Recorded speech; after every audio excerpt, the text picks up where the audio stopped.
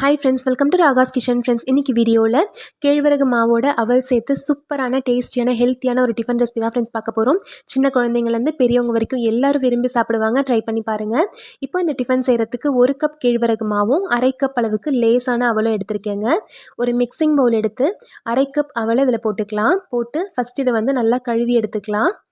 நான் இன்றைக்கி லேஸ் அவல் எடுத்திருக்கேன். நீங்கள் இதுக்கு பதிலாக கெட்டி அவலோ அல்லது சிகப்பு அவலோ கூட பயன்படுத்தலாம். இப்போ இதை நல்லா கழுவிட்டு எடுத்துடலாம். தண்ணி எல்லாம் ஊற்றிடலாம். நான் இன்றைக்கி லேஸ் அவல் எடுக்கிறன்றனால லைட்டாக தண்ணி தெளித்து விட்டு ஒரு 5 நிமிஷம் மட்டும் ஊற வச்சு எடுத்துக்க போகிறேங்க. நீங்கள் கெட்டி அவலோ சிகப்பு அவலோ எடுக்கிறதா இருந்தால் இன்னும் கொஞ்சம் நேரம் சேர்த்து ஊற வச்சுக்கோங்க.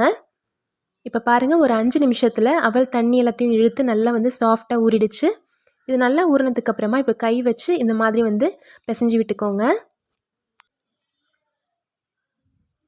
இப்போ நல்லா பிசைஞ்சு விட்டாச்சு.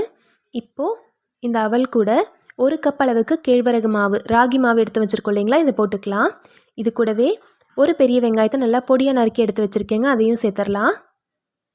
காரத்துக்கு ஒரு 2 பச்சை மிளகாயை நல்லா பொடியாக நறுக்கி எடுத்து வச்சுருக்கேன், அதையும் போட்டுக்கலாம். நீங்கள் பச்சை மிளகாய்க்கு பதிலாக மிளகாய் தூளோ அல்லது மிளகுத்தூளோ கூட பயன்படுத்தலாம். கூடவே ஒரு கேரட்டை நல்லா பொடியாக துருவி வச்சுருக்கேன், அதையும் சேர்த்துக்கலாங்க. இது ஆப்ஷனல் தான். நீங்கள் விருப்பப்பட்டால் சேர்த்துக்கோங்க, இருந்தால் சேர்த்துக்கோங்க. நம்ம வெஜிடபிள் சேர்க்குறனால இன்னும் ஹெல்த்தியாகவும் அதுக்காக சேர்த்துருக்கேன். இப்போ இது கூட கொஞ்சமாக முருங்கை இலை நல்லா இலசாக இருக்கிறதா கொஞ்சம் எடுத்து வச்சுருக்கேங்க. முருங்கைக்கீரையும் இப்போ இது கூட கொஞ்சமாக சேர்த்துக்கலாம். கேழ்வரகு மாவோட முருங்கைக்கீரை சேர்த்து செய்யும்போது நல்லா டேஸ்ட்டாக இருக்கும். அது மட்டும் இல்லாமல் ஹெல்த்தியாகவும் இருக்கும். இப்போ இதில் ஒரு டீஸ்பூன் அளவுக்கு உப்பு சேர்த்துடலாம். உப்பு சேர்த்து இப்போ இது எல்லாத்தையும் சேர்த்து நல்லா கலந்து விட்டுக்கலாம். தண்ணி எதுவும் சேர்க்காமல் ஃபஸ்ட் இது நல்லா மிக்ஸ் பண்ணிக்கோங்க. கை வச்சு நல்லா அழுத்தி இந்த மாதிரி பிசைஞ்சு விட்டுக்கோங்க. கேரட்டு, வெங்காயம் எல்லாத்துலேயுமே கொஞ்சம் தண்ணி விடும் இல்லைங்களா, அது எல்லாத்தையும் சேர்த்து நல்லா கலந்து விட்டுருங்க.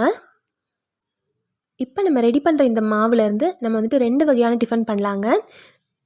இதை அப்படியே சின்ன சின்ன உருண்டைகளாக செஞ்சு நம்ம கொழுக்கட்டை மாதிரி வேக வச்சும் எடுக்கலாம், அல்லது அடையாவும் தட்டலாம். இப்போ இதில் கொஞ்சம் கொஞ்சமாக தண்ணி ஊற்றி பிசைஞ்சிக்கலாம். நான் இன்றைக்கி அடை மாதிரி செய்ய போகிறேங்க. இப்போ நம்ம எடுத்திருக்க மாவுக்கு பார்த்திங்கன்னா கிட்டத்தட்ட ஒரு 1/2 கப் அளவுக்கு தண்ணியை கொஞ்சம் கொஞ்சமாக தெளித்து நான் பிசைஞ்சிக்கிறேன். பச்சை தண்ணி தான் ஊற்றி பிசைகிறேங்க. சுடு தண்ணி ஊற்றணுன்ற அவசியம் இல்லை. சப்போஸ் உங்ககிட்ட வார்ம் வாட்டர் கொஞ்சம் வெது வெதுப்பான தண்ணி இருக்குன்னா அதை ஊற்றி பிசைஞ்சிக்கோங்க.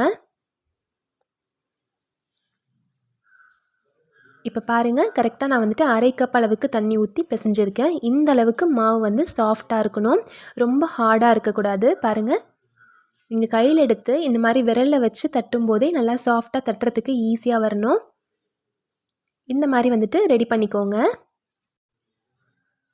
இப்போ இந்த மாவுலேருந்து கொஞ்சம் கொஞ்சமாக எடுத்து நீங்கள் சின்ன சின்ன உருண்டைகளாக எடுத்து இட்லி பாத்திரத்தில் வச்சு வேக வச்சு எடுத்தால் சூப்பரான நல்லா சாஃப்டான கொழுக்கட்டை நம்மளுக்கு ரெடி ஆயிரும். இப்போ நம்ம அடை தட்ட போகிறோம். அதுக்கு ஒரு வாழை இலையோ அல்லது பட்டர் பேப்பரோ அல்லது எண்ணெய் கவரோ எடுத்துக்கோங்க. அதில் கொஞ்சமாக எண்ணெய் தடவி விட்டுக்கலாம். நம்ம ரெடி பண்ணி வச்சுருக்க இந்த மாவுலேருந்து கொஞ்சம் மாவு எடுத்து ஒரு மீடியம் சைஸ் உருண்டையாக உருட்டிக்கலாம்.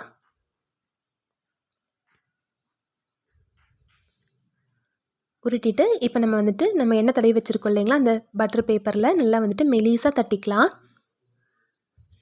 தட்டுறதுக்கு ரொம்ப ஈஸியாக வரணுங்க, அப்போ தான் நல்லா சாஃப்டாக வரும்.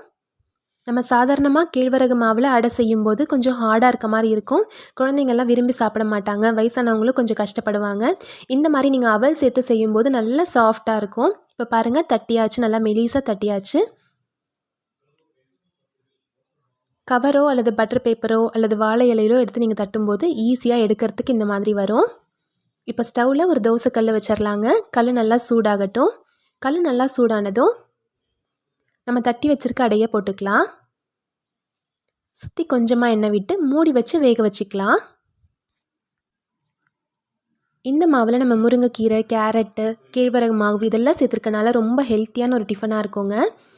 இப்போ பாருங்கள், மேலே நல்லா வெந்துருச்சு. இப்போ நம்ம திருப்பி போட்டுடலாம். 2 சைடும் நல்லா வெந்ததும் சுட சுட சர்வ் பண்ணி பாருங்கள். எல்லாருமே நல்லா சூப்பராக விரும்பி சாப்பிடுவாங்க. இந்த மாதிரி நம்ம அடை செய்யும்போது சூடாக மட்டும் இல்லைங்க, சூடாக ஆறுனதுக்கு அப்புறமே இது சாஃப்டாக இருக்கும்.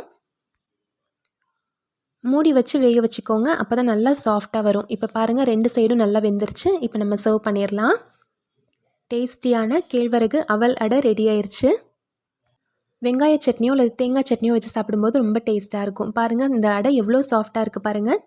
நீங்கள் லஞ்ச் பாக்ஸில் வச்சு கொடுத்தா கூட நல்லா சாஃப்டாகவே இருக்கும். கண்டிப்பாக ட்ரை பண்ணி பாருங்கள்.